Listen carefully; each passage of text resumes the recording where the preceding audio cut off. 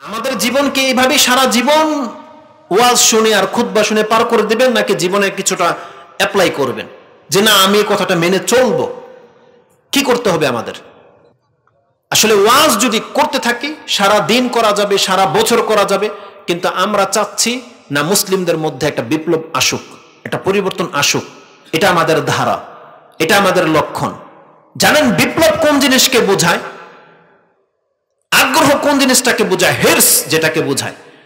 এই যে খেলা নিয়ে যেগুলো চলতেছে, খেলতামশায় মানুষ যেভাবে জড়িয়ে গেছে, বিশেষ করে একটা বড় সংখ্যার যুবক যারা চাইলে, যাদের মাধ্যমে একটা রাষ্ট্র পরিবর্তন হইতে সম্ভব, এত সংখ্যক পোলাপান খেলতামশার সাথে জড়িয়ে গেছে।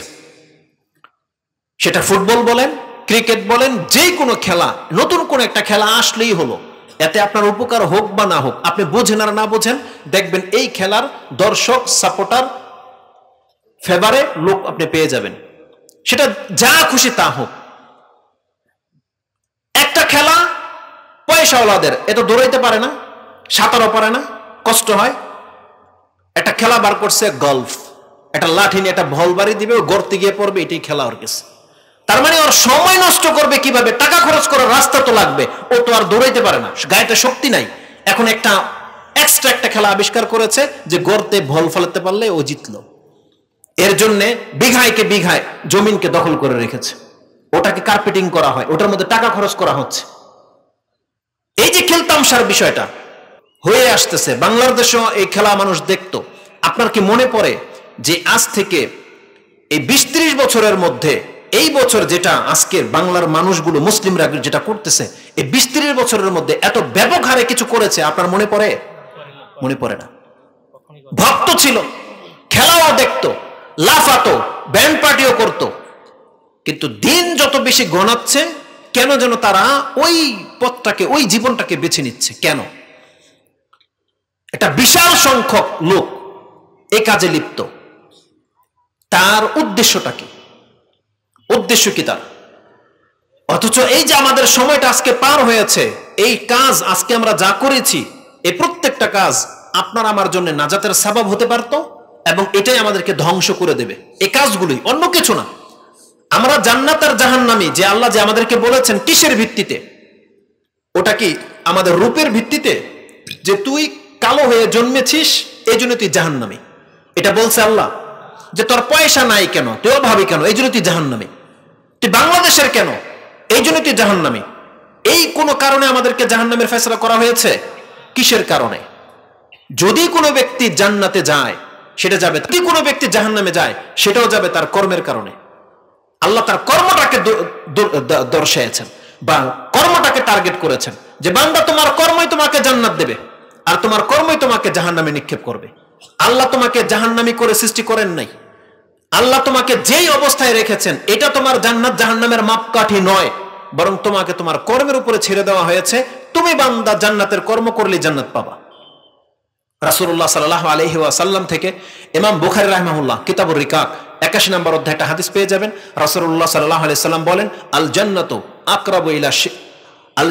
আকরাবু ইলা আহাদিকুম মিন শিরাকি নালিহি ওয়ান নারু মিসলু যালিক। জান্নাত তোমাদের প্রত্যেকের জুতার ফিতার চাইতেও নিকটে, তদ্রূপ জাহান্নামও। কেন বললেন রাসূল সাল্লাল্লাহু আলাইহি কথা? যে জান্নাত আর জাহান্নাম আমাদের জুতার ফিতার চাইতেও নিকটে। তার মানে আমরা যখন জুতা পরি, কোন একটা উদ্দেশ্যে পরি না?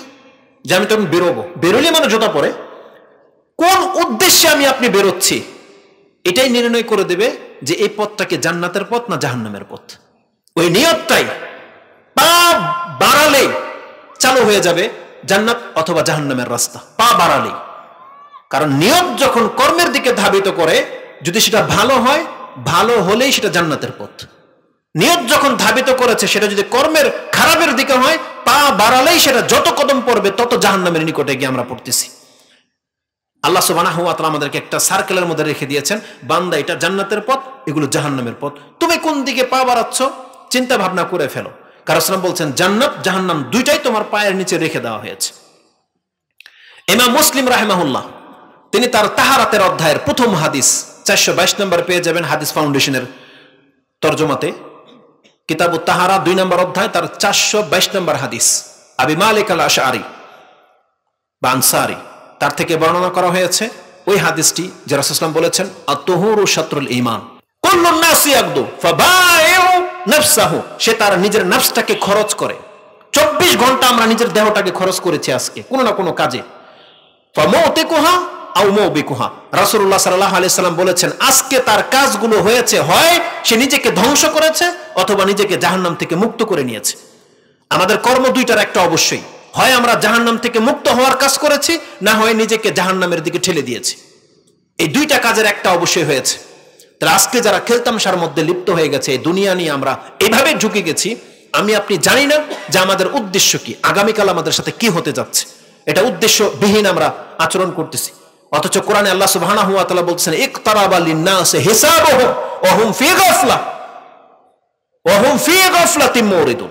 আল্লাহ বলতেছেন মানুষের হিসাব নিকাশের সময় একেবারে ধার প্রান্তে চলে আসছে, অথচ মানুষ গাফিলতিতে মুখ ফিরিয়ে আছে। মানুষ কি মনে করেছে তাদেরকে এইভাবে ছেড়ে দেওয়া হবে? আল্লাহ সুবহানাহু ওয়া তাআলা কি বলেছেন, আফাহাসিবতুম আন্নামা খালাকনাকুম আবাসা ওয়া আন্নাকুম ইলাইনা লা তুরজাউন, তোমরা কি ভেবেছো তোমাদেরকে কি আমি খড়কুটার মতো ফেলে দেওয়ার জন্য সৃষ্টি করেছি আর তোমাদেরকে কি আমার কাছে ফিরে আসতে হবে না? কিন্তু আমাদের চরিত্র কি বলতেছে, আমাদের উদ্দেশ্য কি? যদি একটা মুসলিম না জানে তার টার্গেট কি, কোথায় সে কোথা থেকে এসছে, কোথায় যাবে, এটা যদি আমাদের উদ্দেশ্য না থাকে, তাহলে পশুর মধ্যে আর আমাদের মধ্যে কি পার্থক্য? আল্লাহ তো আমাদেরকে সম্মানিত সৃষ্টি করেছিলেন। এই খেলতামশার জন্য তো আল্লাহ আমাদেরকে সৃষ্টি করে নাই, বরং আল্লাহ সুবহানাহু ওয়া তাআলা কি বলেছেন জানেন কোরআনে? মুমিন বান্দা যারা হয়, যারা দয়াময়ের বান্দা হতে চায়, তাদের চরিত্র কি কোরআনের বিভিন্ন জায়গায় আল্লাহ উল্লেখ করেছেন। তাদের সাথে খেলতামশার সাথে সম্পর্ক থাকতে পারে না। কোরআনের একটা ব্যতিক্রমী একটা আয়াত আমি আপনাকে দেখাই। কোরআনের যেখানে আপনি পড়বেন, সূরা বাকারা থেকে পড়েন, আলে ইমরান থেকে পড়েন, সূরা লোকমান পড়েন, যেখানে আছে দেখবেন সালাতের পরে যাকাতের কথা আছে।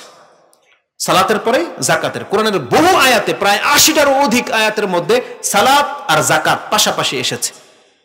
কিন্তু আল্লাহ সুবহানাহু ওয়া তাআলা সূরা মুমিনুনের মধ্যে বলেছেন প্রকৃত মুমিন কারা হবে, কেমন হবে। আল্লাহ সুবহানাহু ওয়া তাআলা বলেন কাদ আফলাহাল মুমিনুন, মুমিনরা সফল কাম। কারা তারা? আল্লাযীনা হুম ফি সালাতিহিম খাশিউন, যারা তাদের নামাজে বিনয়ী খুশু খুজুর সাথে সালাত আদায় করে, ভীতির সাথে। যেই নামাজি আল্লাহর সামনে ভয়ের সাথে দাঁড়ায়, ভীত সন্ত্রস্ত হয়ে সালাত আদায় করে, আল্লাহ সুবহানাহু ওয়া তাআলা এখানে যাকাতের আয়াতটাকে পেছনে দিয়ে দিয়েছেন। এই নামাজে খুশু খুজুর সাথে নামাজ পড়ে, এটা বলার পর আল্লাহ বলতেছেন প্রকৃত মুমিন নামাজীদের গুণ কেমন হবে। এখানে আপনি মুমিন বলতে পারেন না, বরং একটা নামাজীর গুণ কেমন হবে আল্লাহ বলছেন আল্লাযীনা হুম আনিল লাগwi মুরিদুন। বরং এইভাবে যেই ব্যক্তি সালাত আদায় করে, যেই ব্যক্তি মুমিন, নাজাত প্রাপ্ত মুমিন, সে কোনোদিন খেলতামশার সাথে জড়াতে পারে না। বলছেন আনিল লাগwi মুরিদুন, সে লাগো থেকে মুখ ফিরাবে। এটা হচ্ছে মুমিনের চরিত্র হইতে হবে। যারা নাজাত পাবে তাদের গুণ বর্ণনা করা হচ্ছে এখানে, যে তারা খুশু খুজুর সাথে সালাত আদায় করে এবং তারা লাগো খেলতামশা থেকে নিজেকে দূরে রাখে, পরহেজ করে। কিন্তু আজকে আমাদের এই বড় চরিত্র দুইটাই মিসিং আছে। আমরা মুখে বলি আমরা মুসলিম, কিন্তু আমরা সালাত আদায় করি না, আর আমরা খেলতামশার সাথে জড়িয়ে গেছি। কেন হলো এটা? নাজাত কিসে আছে?